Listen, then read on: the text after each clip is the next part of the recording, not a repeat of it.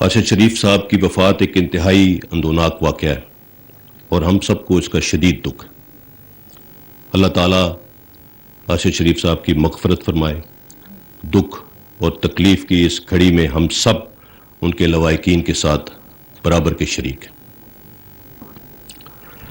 ارشد شریف صاحب پاکستان کی صحافت کا ایک آئیکن تھے، کیونکہ ایک فوجی کے بیٹے، ایک شہید کے بھائی اور ایک سرونگ آفیسر کے برادر نسبتی تھے۔ اس لیے فوج اور شہیدوں کے حوالے سے ان کے پروگراموں میں وہ درد اور احساس ہمیشہ جھلکتا تھا۔ سیاچن ہو، قبائلی علاقہ جات ہوں، فوجی مشقیں، operation area, line of control, Arshad Sharif صاحب کے پروگرام جرنلزم کی دنیا میں ایک رول ماڈل کے طور پہ یاد رکھے جائیں گے۔ وہ انتہائی محنتی صحافی تھے جنہوں نے اپنے شاندار کام سے صحافت میں مقام بنایا۔ چونکہ ان کی وجہ شہرت تحقیقاتی صحافت تھی، لہذا جب سائفر کا معاملہ سامنے لایا گیا تو ارشد شریف صاحب نے اس پر بھی متعدد پروگرامز کیے۔ اس حوالے سے انہوں نے اس وقت کے وزیر اعظم سے کئی ملاقاتیں بھی کی اور ان کے کئی انٹرویوز بھی کیے، جس کے نتیجے میں یہ بات بھی کی گئی کہ شاید انہیں مختلف میٹنگز کے منٹس اور سائفر بھی دکھایا گیا تھا۔ سائفر اور ارشد شریف صاحب کی وفات کے حوالے سے جڑے واقعات کے حقائق تک پہنچنا بہت ضروری ہے، تاکہ اس سلسلے میں کسی قسم کا ابہام اور قیاس آرائی پیدا نہ ہو اور قوم سچ جان سکے۔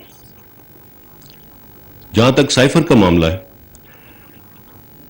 آرمی چیف نے 11 مارچ کو کامرا میں سابق وزیر اعظم سے خود اس کا تذکرہ کیا تھا، جس پر انہوں نے فرمایا کہ یہ کوئی بڑی بات نہیں۔ ہمارے لیے یہ حیران کن تھا جب 27 مارچ اسلام آباد کے جلسے میں کاغذ کا ایک ٹکڑا لہرایا گیا اور ڈرامائی انداز میں ایک ایسا بیانیہ دینے کی کوشش کی گئی جس کا حقیقت سے دور دور تک کوئی واسطہ نہیں تھا۔ سائفر کے حوالے سے حال ہی میں کئی حقائق منظر عام پر آ چکے ہیں، جس نے اس کھوکھلی اور من گھڑت کہانی کو بے نقاب کر دیا ہے کہ کیسے پاکستانی سفیر کی رائے کو اپنے سیاسی مقاصد کے لیے استعمال کیا گیا۔ 31 مارچ کی نیشنل سیکیورٹی کمیٹی کی میٹنگ بھی اس سلسلے کی ایک کڑی تھی۔ ISI نے بڑے واضح اور پروفیشنل انداز میں نیشنل سیکیورٹی کمیٹی کو بتا دیا تھا کہ حکومت کے خلاف کسی بھی قسم کی سازش کے کوئی شواہد نہیں ملے۔ نیشنل سیکیورٹی کمیٹی کو بریف کیا گیا کہ یہ پاکستانی سفیر کی ذاتی اسیسمنٹ ہے اور پاکستانی سفیر نے جو لائے عمل ریکمینڈ کیا تھا وہی لائے عمل نیشنل سیکیورٹی کمیٹی نے بھی فارن آفس کو ریکمینڈ کیا۔ ISI کی سائفر سے متعلق فائنڈنگز کی کسی قسم کی سازش کو ان کو اس کے شواہد نہیں ملے، اور یہ تمام فائنڈنگز ریکارڈ کا حصہ ہیں۔ ہم ان فائنڈنگز کو قوم کے سامنے رکھنا چاہتے تھے جو ISI کی فائنڈنگز تھیں، تاہم یہ فیصلہ ہم نے اس وقت کی حکومت پر چھوڑ دیا کہ وہ ISI کی فائنڈنگز کو پبلک کرتے، لیکن ایسا نہیں کیا گیا، بلکہ مزید افواہیں اور جھوٹی خبریں پھیلائی گئیں جس کا مقصد سیاسی فائدہ حاصل کرنا اور ایک مخصوص بیانیہ تشکیل دینا تھا کہ حکومت کے خلاف آئینی اور قانونی اور سیاسی معاملے کی بجائے عدم اعتماد کی تحریک رجیم چینج آپریشن کا حصہ تھی۔ پھر اسی حوالے سے امریکہ کے دنیا بھر میں رجیم چینج آپریشنز کے حوالے دیے گئے اور ان کو پاکستان میں حکومت کی تبدیلی سے جوڑ دیا گیا۔ پاکستان کے اداروں بالخصوص فوج کی لیڈرشپ کو نشانہ بنایا گیا اور ہر چیز کو غداری اور رجیم چینج آپریشن سے لنک کر دیا گیا۔ یہی وہ وقت تھا جب ارشد شریف صاحب اور دیگر کئی صحافیوں اور سوشل میڈیا ایکٹیوسٹس کو ایک مخصوص بیانیہ فیڈ کیا گیا جس کی حقیقت بھی بہت حد تک واضح ہو چکی ہے۔ ذہن سازی کے ذریعے قوم اور افواج پاکستان میں سپاہ اور لیڈرشپ میں نفرت پیدا کرنے کی مذموم کوشش کی گئی۔ پاکستان اور پاکستان کے اداروں کو دنیا بھر میں بدنام کرنے کی کوئی کسر باقی نہیں چھوڑی گئی۔ اس میڈیا ٹرائل میں ARY چینل نے بالخصوص پاکستان آرمی اور لیڈرشپ کے حوالے سے ایک جھوٹے اور سازشی بیانیے کو فروغ دینے میں اسپن ڈاکٹر کا کردار ادا کیا اور ایجنڈا سیٹنگ کے ذریعے فوج کے خلاف ایک مخصوص بیانیے کو پروان چڑھایا.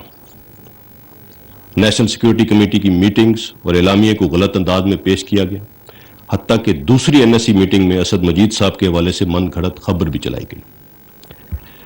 پاکستان آرمی سے سیاسی مداخلت کی توقع کی گئی جو کہ آئین پاکستان کے خلاف ہے. لفظ اے پولیٹیکل نیوٹرل کو ایک گالی بنا دیا گیا.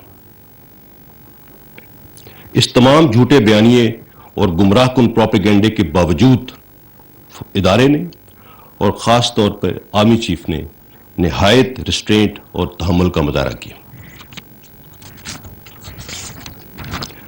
ہم نے ہر ممکن کوشش کی کہ سیاستدان آپس میں بیٹھ کر خود قومی مسائل کو حل کریں، لیکن ایسا ممکن نہ ہو سکا. یہاں تک کہا گیا کہ سائفر کو چھپایا گیا.